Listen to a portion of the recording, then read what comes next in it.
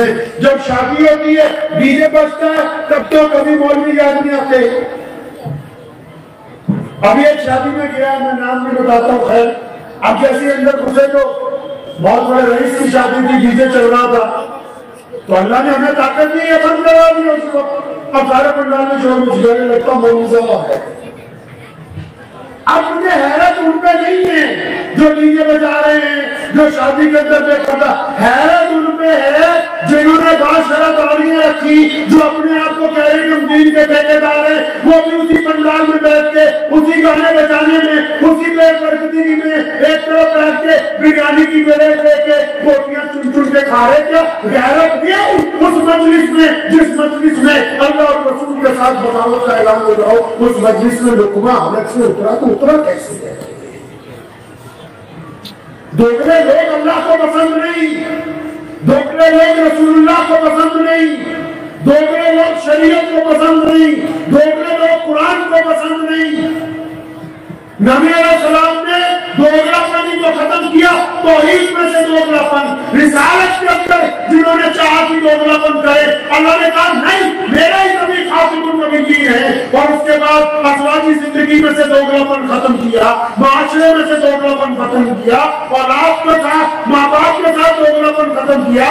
اسلام تو بہت ہی پیورٹی کی کرتا ہے کہ صاف ستھرائی کا ہوگی. یہ ہم کیسے مسلمان بن گئے کہ مسجد میں نمازی ہیں باہر ٹھگ ہیں, مسجد میں نمازی ہے باہر زناکار ہے, مسجد میں نمازی ہے باہر عیاش ہے. یہ کیسے ہو سکتا ہے کہ ایک بندہ نمازی بھی اور بدمعاش بھی؟ نبی علیہ السلام ہم سے کیا چاہتے ہیں؟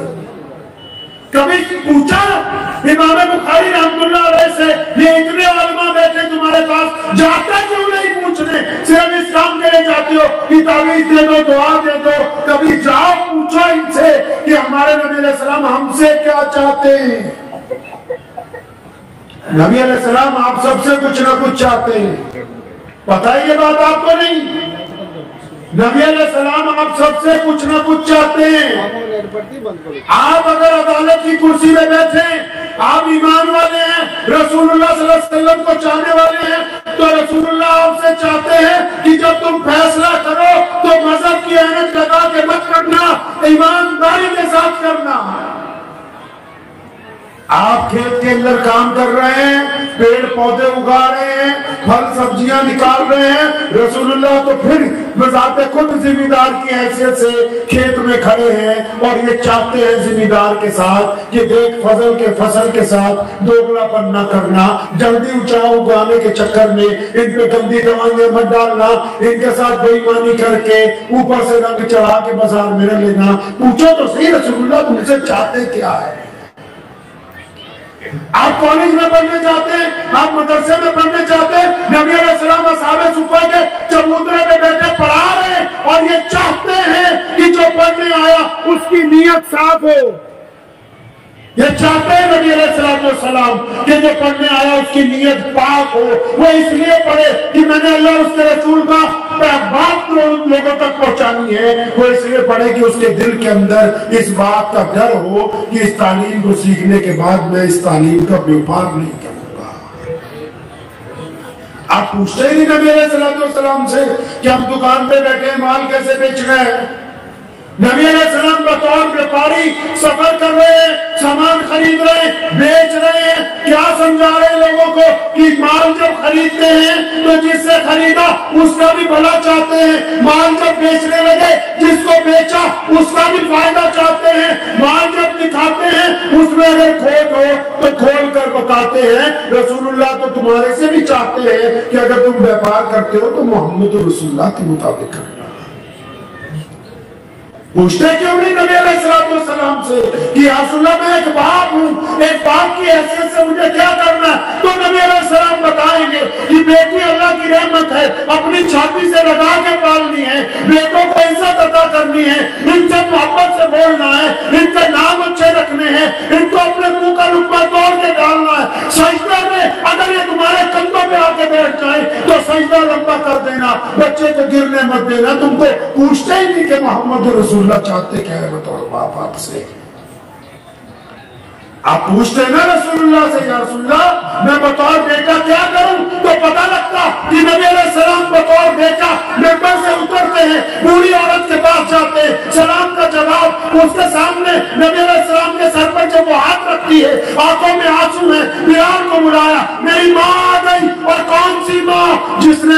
نہیں، وہ نہیں جس نے صرف دودھ پلایا ہے۔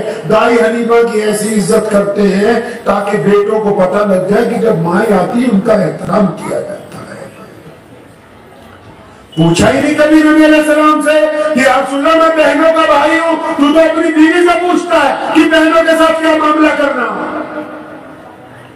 نبی علیہ السلام سے تو نہیں پوچھا کہ یا رسول اللہ میں بہنوں کا بھائی ہوں، میں کیا کروں؟ اور میرے پیغمبر بطور بھائی کے اپنی بہن حضرت شیمہ کو، اپنی بہن ام ہانی کو، اپنی بہنوں کو جب وہ ملنے آتی ہیں اتنا دے کے بھیجتے ہیں کہ اٹھانے کے لیے خادم کم پڑ جاتے ہیں، تاکہ دنیا کو بتانا ہے کہ جب ایک بھائی کے گھر بہن آئے تو اس کو خالی واپس نہیں بھیجا جاتا ہے۔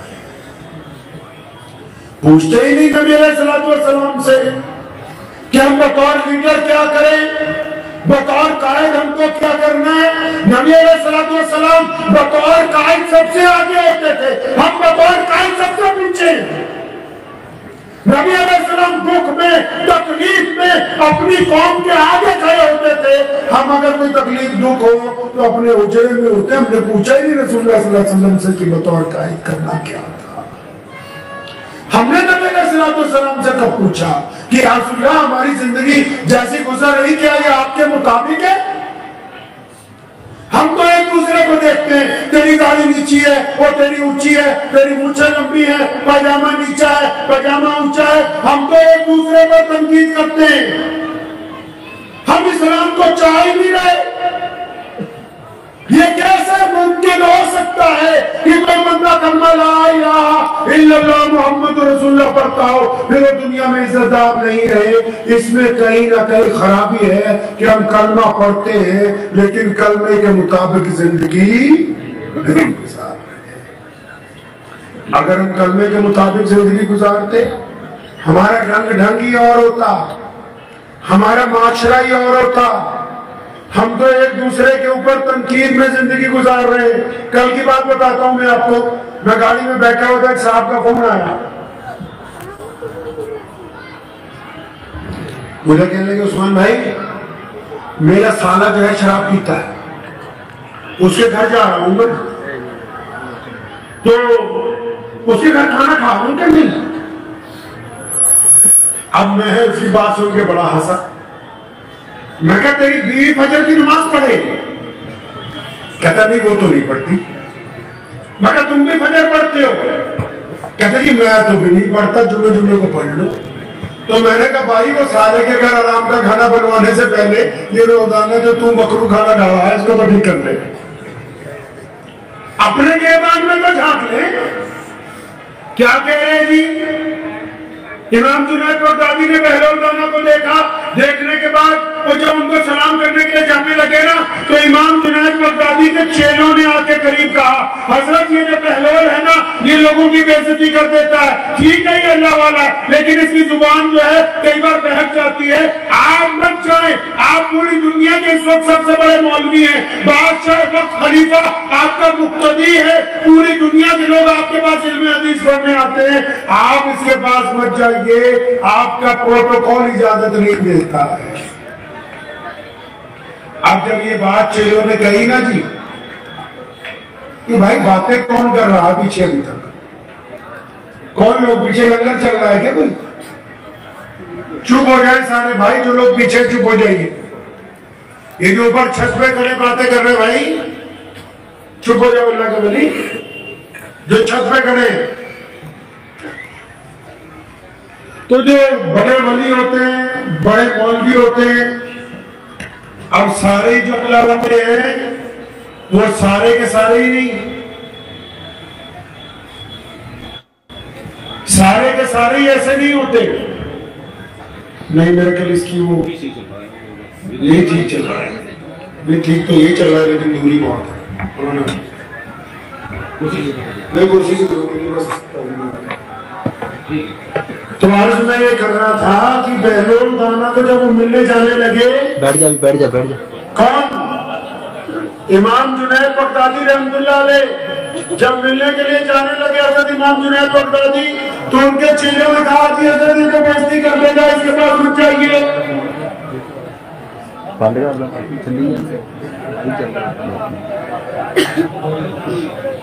اچھا بھائی ایک بات بتاؤ گے کہ نام کی بیٹھے تو آپ کو بھی آواز تو آئی؟ آپ کو آواز تو آئی؟ ایک دوسرے کو تھوڑا برداشت کرنا سیکھیں.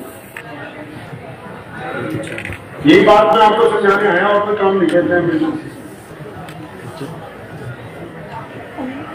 تو امام جنید بغدادی رحمۃ اللہ علیہ کو ان کے مریدوں نے کہا کہ جب آپ بچائیے یہ بے عزتی کر دیں گے آپ کی. فرمایا نہیں. گئے بہلول لانا ریت پر بیٹھا ہوا تھا. السلام علیکم. وعلیکم السلام. کون ہے بھائی؟ فرمایا میں جنید بغدادی. کیا کون جنید بغدادی؟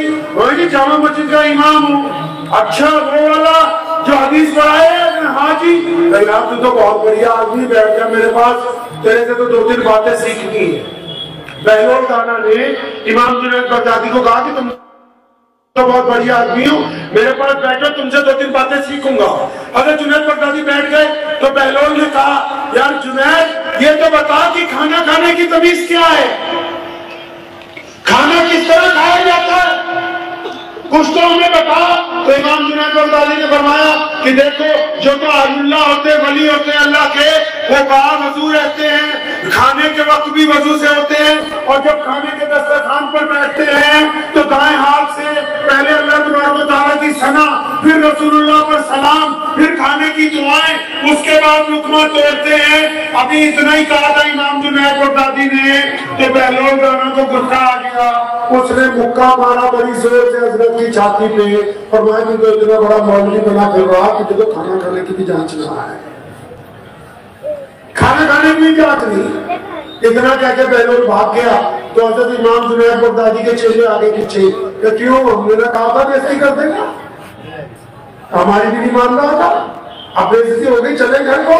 فرمایا نہیں، جو بڑے عالم ہوتے ہیں جو اللہ ہوتے ہیں وہ دوسرے کو پہچانتے ہیں. آج کل تو ہم سے ہی بڑا سمجھتے ہیں نا، جس کا رتبہ بڑا ہو، کپڑے زیادہ اچھے ہو، گاڑی بڑھیا ہو، ہاں جی. لیکن بڑا وہ ہوتا ہے جو لوگوں کے ساتھ عاجزی سے، انکساری کے ساتھ اپنی انا کو نچھاور کر کے ملتا ہو، جس کی گردن میں سریا پھنسا ہو وہ بڑا نہیں ہوتا. تو حضرت امام جنید بغدادی رحمۃ اللہ علیہ دوبارہ اس کے پاس گئے، بہلول کے پاس. تو بہلول نے پھر کہا السلام علیکم. وعلیکم السلام. کون جی؟ میں جنید بغدادی. فرمایا اچھا تو بہت بڑا مولوی ہے نا؟ ہاں جی. بیٹھ جا. بٹھا دیا کہ اچھا یہ بتا کہ رات کو سونے کی سنت طریقہ کیا ہے؟ سنت طریقہ کیا ہے سونے کا؟ تو امام جنید بغدادی نے فرمایا کہ رات کو وضو کر کے تمام اعمال جو ہے پڑھنے ہیں، تمام دعائیں پڑھنی، 4 رکن پڑھنے، آیت الکرسی پڑھنی، دائیں طرف سونا ہے، جو ہاتھ گال کے نیچے رکھنا ہے، اور پھر آرام سے. جنید کو پھر غصہ، حضرت بہلول دانا کو پھر غصہ آ گیا. اس نے پھر مکہ مارا، کہتا یار تو اتنا بڑا مولوی بھی تو سونے کی بھی اجازت نہ. وہاں سے اس کے پھر آگے چلے گئے. تو حضرت امام جنید بغدادی کے چیلوں نے بتا فرمایا نہیں. پھر گئے السلام علیکم. السلام. کون؟ فرمایا میں امام جنید بغدادی جس کو نہ کھانے کھانے کی تمیز ہے اور نہ ہی رات کو سننے کا سلیقہ آتا ہے. فرمایا اچھا اچھا آ جا، تجھے بات کرنی تو آتی ہوگی نا کہ بات کیسے کرتے ہیں؟ فرمایا ہاں بات کرنی آتی ہے، میرے استاد نے مجھے سکھایا جب بھی بات کرو تو پہلے اللہ کی حمد بیان کرو. جلسے میں پہلے قرآن پڑھا نا کہ جب بھی بات کرو پہلے اللہ کی حمد بیان کرو، اور جب اللہ کی حمد پوری ہو جائے تو محمد رسول اللہ پر سلام بھیجو، کیونکہ اللہ خود اپنے نبی پر سلام بھیجتے ہیں. اب اتنی بات ہی کہی تھی، بہلول کو پھر غصہ آیا. اس نے ریت اٹھائی ان کے سر پہ ڈال دی. کہ یار مجھے تو بات کرنے کی نہیں جانچ، تو نہیں ٹھیک. حضرت سمجھ رہے تھے کہ یہ کچھ کہنا چاہ رہے ہیں، لیکن کیونکہ یہ مخصوص بزرگ ہے تو محنت کرنی پڑے گی، تب اندر سے خزانہ نکلے گا. تو بہلول دانا کے تم ہاتھ پکڑ لیے. فرمایا حضرت جب تک سیدھے راستے پہ نہیں ڈالتے، بات کی اصلیت بھی بتاتے، تب تک میں ابھی پیچھا نہیں چھوڑتا. تو حضرت جنید بغدادی رحمۃ اللہ علیہ کو بہلول دانا نے یہ کہا کہ سن جنید، کھانا کھانے کی تمیز یہ نہیں ہے کہ برتن اچھے ہوں، بہت بڑھیا دھلے ہوئے ہوں، دسترخوان بہت اچھا ہو، وضو کیا ہوا ہو، ہاتھ کھلے ہوئے ہوں، بسم اللہ نہ پڑی ہو. فرمایا کھانا کھانے کا سنت طریقہ یہ ہے کہ لقمہ توڑنے سے پہلے جنید اس بات کو طے کر لے کہ یہ جو لقمہ میں توڑ کے اپنے منہ میں رکھنے لگا ہوں یہ لقمہ حلال کا ہے یا حرام کا ہے, کیونکہ حرام کا لقمہ بسم اللہ پڑھ کے کھانے سے حلال کا نہیں بن سکتا. ہم بھی تو چاہ رہے ہیں کہ بکرا حلال کا ہو, چکی حرام میں مارے, گوشت حرام چاہیے, بہن کا حصہ حرام میں مارو, گوشت حلال چاہیے, بےایمانی پڑوسی سے حرام میں کرو, گوشت حلال چاہیے, کاروبار میں ٹھگی حرام طریقے سے ہو جائے. یہ کس نے سمجھا دی حلال اور حرام کی تمیز؟ جو چیز آپ کے پاس آ گئی اگر وہ حلال کی ہے تبھی وہ بسم اللہ پڑھ کے کھانے میں فائدہ ہے, اگر وہ لی حرام طریقے سے گئی ہے چاہے اس سے چھری حلال کی آپ نے چلائی تب بھی وہ حلال کی ہو. نعرہ تکبیر, نعرہ تکبیر, مولانا عثمان صاحب لدھیانوی, مولانا عثمان صاحب دارالعلوم, دارالعلوم, دارالعلوم. دوسرا فرمایا جنید سارے لوگ وضو کر کے سوتے ہیں جتنے دیندار ہیں, سارے تسبیحاں پڑھ کے سوتے ہیں, دعائیں مانگ کے سوتے ہیں. فرمایا سنت طریقہ سننے کا یہ ہے کہ وضو بھی ہو دعائیں بھی ہو, لیکن وہ ان لوگوں کو معاف کر کے سوئے جن سے تکلیف پہنچتی ہے, اپنے دل میں دشمنیاں لے کے, غیبتیں لے کے, خنث لے کے, بیماریاں لے کے, بھائیوں کی برائیاں لے کے, رشتہ داروں کی برائیاں لے کے, اتنا بوجھ لے کے جو سوتا ہے وہ تو صبح کو تھکا ہوا اٹھتا ہے, اس کا سننا نہ سننا ایک برابر ہے. اور فرمایا بات کرنے کی تمیز ٹھیک ہے, پہلے اللہ کا نام لو پھر رسول اللہ کا نام لو, لیکن جو ضرورت ہے جو گفتگو ہے وہ سچائی پر مبنی ہونی چاہیے. اگر تو بات ہی اپنے مطلب کی کرتا ہے, بات ہی چمچا گیری کی کرتا ہے, بات ہی صرف کام نکلوانے کے لیے کرتا ہے, پتا ہے کہ سامنے والا بے ایمان ہے پھر بھی کہہ رہا کہ تیرے جیسا بڑھیا آدمی کوئی نہیں کیونکہ پہلے مجھے ایک پتا پکڑا دے 500 کا, تو فرمایا ایسی گفتگو کرنا نہ کرنا ایک برابر ہے. اللہ کے نبی علیہ السلام ہم سے بہت چیزیں چاہتے ہیں. مسلمانوں پوری کائنات میں اسلام سب سے خوبصورت دین کے طور پر ابھر کے سامنے آ رہا ہے, ہم پچھلی سب کے اندر کھڑے ہوئے, کیا بات ہو گئی ہے, یہ سامنے ہے ہمارے سارا معاشرہ, 2-4 لوگ ہیں وہ 2-4 لوگوں کو برداشت نہیں کرتے, اور محمد رسول اللہ کیا چاہتے ہیں جی, رسول اللہ ان سے کیا چاہتے ہیں, ہم نے پوچھا ہی نہیں کبھی کہ رسول اللہ ان سے کیا چاہتے ہیں, پتا ہے رسول اللہ ان سے کیا چاہتے ہیں, رسول اللہ نے دین ہم کو کیوں دیا, اس کے اوپر گفتگو ہی کبھی نہیں. اچھا تو یہ بتاؤ کوئی ہمارا غیر مسلم دوست اگر آپ سے یہ پوچھ لے آ کے کہ ذرا اسلام کا مطلب سمجھائیے تو کیا سمجھاتے ہو, اس کو کیا بتاتے, پھر ادھر ادھر دیکھتے ہو مولوی صاحب کو بلاؤ, ہاں جی مولوی صاحب ملتے ہی 24 گھنٹے کیونکہ تنخواہ تم بہت زیادہ دو, کتنی ہے تنخواہ ایمان کی, 25,000 50,000, ہاں جی 5,000 60,000 کٹوری ہے آپ کے مل جاتی ہے, گھر جا کے اس میں پانی ڈال کے کوشش کرنا کہ اس میں ڈوبا جا سکتا ہے, بنا مذاق کے کہہ رہے ہیں کہ آپ کا بچہ 7,000 روپئے مہینے میں پڑ جاتا ہے, آپ نے کوئی ایسا ملازم رکھا ہے تو 7,000 میں کام چلا گیا. جس سے دین سیکھنا ہے نا ان کو تو ابھی ان کے روزگار میں پھنسا دیا کہ ہم نے تمہاری طرف توجہ نہیں دینی, ہمارے پاس عیاشی کے لیے پیسے ہیں, بربادی کرنے کے لیے پیسے ہیں, ریاکاری کرنے کے لیے پیسے ہیں, پتھر لگانے کے لیے پیسے ہیں, اپنے امام کو پورے پیسے نہیں دیں گے, اگر دیں گے پوری بات نہیں بتا دے گا, اور تمہیں 5-6 ہزار لے باقی اپنی دیہاڑی کرتا پھر کپڑا بیچ یہ کر وہ کر, ہمیں تو ضرورت ہی نہیں. جوتا پہننے کے 15,000 کا, 10,000 کا, 20,000 کا, اب پتہ نہیں ان کو جوتوں کی زیادہ ضرورت ہے کہ اماموں کی ضرورت ہے؟ یہ تو یہ بہتر بتا سکتے ہیں کہ ہم نبی علیہ السلام ہم سے کیا چاہتے ہیں. جن لوگوں نے ہمیں بتانا جو ہمارے امام ہیں، جو ہمارا سرمایہ ہے، جو ہمارے سر کے تاج ہیں، ان کی طرف توجہ ہی نہیں ہے، اور جو ناچ گا کے ہمیں بیوقوف بنا کے چلے گئے اس پر ساری زندگی کی کمائی لگانے کے لیے تیار ہے. پورے گاؤں کو نیوتا دے رہا ہے، دیکھو کہ دیکھیں اتر رہی. غریب بھائی ساتھ میں اس کی بہن گھر میں بیٹھی ہوئی ہے، اپنے رشتے داروں کی بیٹی بھی آنے کے لیے اس کو پیسے نہیں دے گا 2-4 لاکھ روپے، اپنی شادی میں 50 لاکھ خرچے گا تاکہ ناک اونچی ہو جائے. یہ جس ناک کو اونچی کرنے کے لیے تو پیسے خرچ رہا ہے نا، جب تیرا دم نکلا تو یہی اولاد جس کے چکر میں پیسے لگا رہا ہے نا، یہ ہم جیسے مولویوں کو آ کے کہتی ہے جی حضرت اصل سے پہلے دکھوا دو. جس کے لیے کٹیاں ماری، جن کے لیے ریاکاریاں کی، جن کے لیے پراپرٹی بنائی، جن کے لیے ادھر کا مال ادھر کیا، وہ بیوی بچے جا رہے ہیں، وہ جلدی لے تو بس اگر آپ کو کھانا تو جا رہا ہے رشتے داروں کو کھلائیں، سبحان اللہ کو اپنے کہیں. یہ حقیقت ہے ہماری. اور جہاں سے دین بننا تھا، آخرت بننی تھی، قبر بننی تھی، برزخ سے گزرنے کا راستہ نکلنا تھا، اور سے فجر کے شام تک جو لوگ تمہیں پہنچا سکتے تھے ان کی طرف توجہ. ابھی بھی میری بات سمجھ آ گئی نہیں؟ اگر کسی مسجد میں کوئی ایسا امام ہے جس کی تنخواہ موجودہ دور کے لحاظ سے کم ہے تو وہ جتنے مقتدی ہیں وہ سارے کے سارے گنہگار ہیں. کہ لوگ پتہ نہیں کہ کون فتوا دے رہے کیسے بتانا،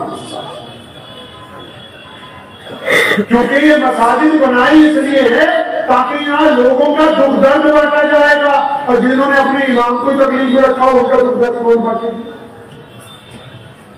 نبی علیہ السلام ہم سے کیا چاہتے ہیں پتہ نہیں، اسلام ہم سے کیا چاہتا ہے پتہ نہیں، نماز ہم کیوں کرتے ہیں پتہ نہیں، مسجد ہم سے کیوں بنائی پتہ نہیں. بس اتنا بتا دیا مسلمان ہیں، اسلام کے لیے لڑنے کے لیے تیار، باقی نہیں کچھ.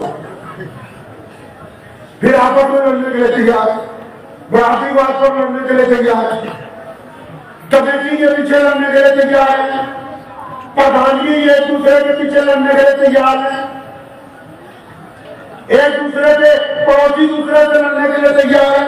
اللہ کے بندے محمد رسول اللہ صلی اللہ علیہ وسلم کا یہ دین ہم تک پہنچا، پوری کائنات میں اسلام سب سے بڑا دین بنا، وہ ہر جگہ نبی علیہ السلام نے محبت سے اپنا پیغام پہنچایا، بڑی مثبت رائے کے ساتھ. اور آپ کو پتا ہے کہ بہادر بندہ کون ہوتا ہے؟ بہادر بندہ وہ ہوتا ہے جو گالی کے جواب میں گالی نہیں دیتا. اور ہم بہت سی باتیں دکھائے، ہم ایک کے بدلے کم از کم 4-5 تو. مجھے امید ہے کہ آپ کو یہ ویڈیو پسند آئی ہوگی. اگر پسند آئی ہو تو یہ آپ اپنے دوستوں کے ساتھ شیئر کریں اور اس چینل کو سبسکرائب ضرور کریں.